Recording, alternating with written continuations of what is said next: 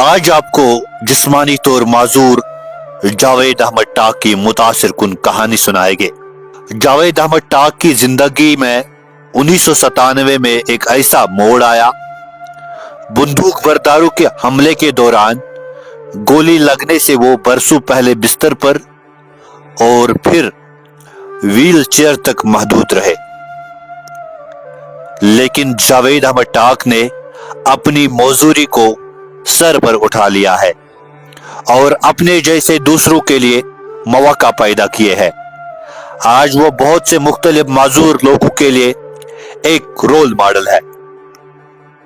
जावेद अहमद टाक का कहना है 21-22 मार्च 1997 की दरमियानी शब जब मैं 21 साल था, अनंतनाग के बिजबेहरा में अपने चच्चे के घर पर फायरिंग से जख्मी हो गया था।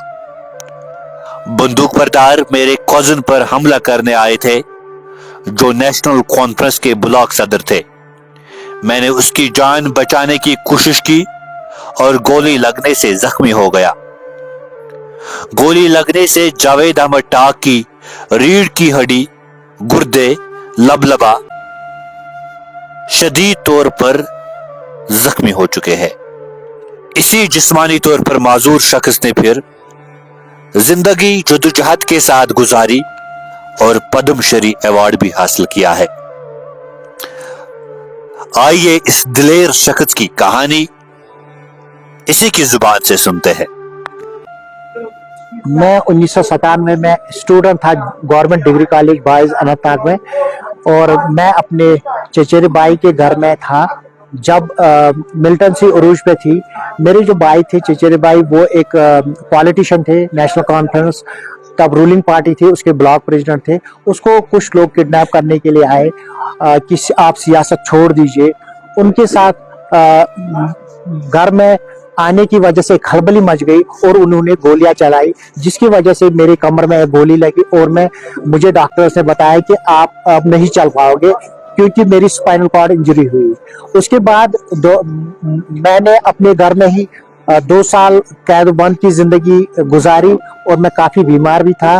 लेकिन उस के बाद मैंने सोचा कि मैं बच्चों के साथ कुछ काम करूं और मैंने फ्री ट्यूशन स्टार्ट किए। अपनी डिसेबिलिटी को देख के मुझे एक रियलाइजेशन आ गई कि डिसेबिलिटी कितनी एक इंसान को एक ही जगह झंझोड़ के रख देती है।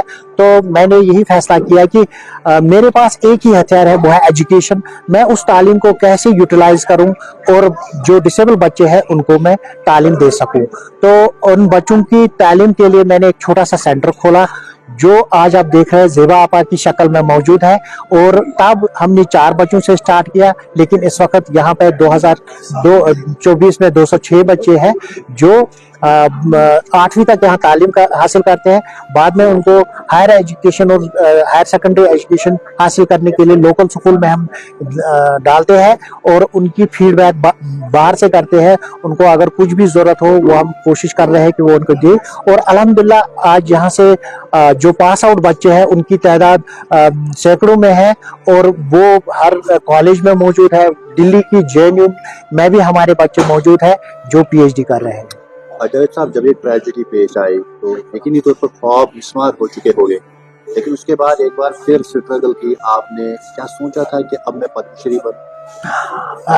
ऐसा तो कभी नहीं इंसान ने सोचा होता है कि पद्मश्री बनेगा या क्या, लेकिन जो जुनून होता है काम करने का, मुझे हर कोई बोलता है कि अल्लाह ताला ने आपको जो कुर्सी अता की है, इस चेयर पे आपको एक मकसद के साथ भेजा गया है।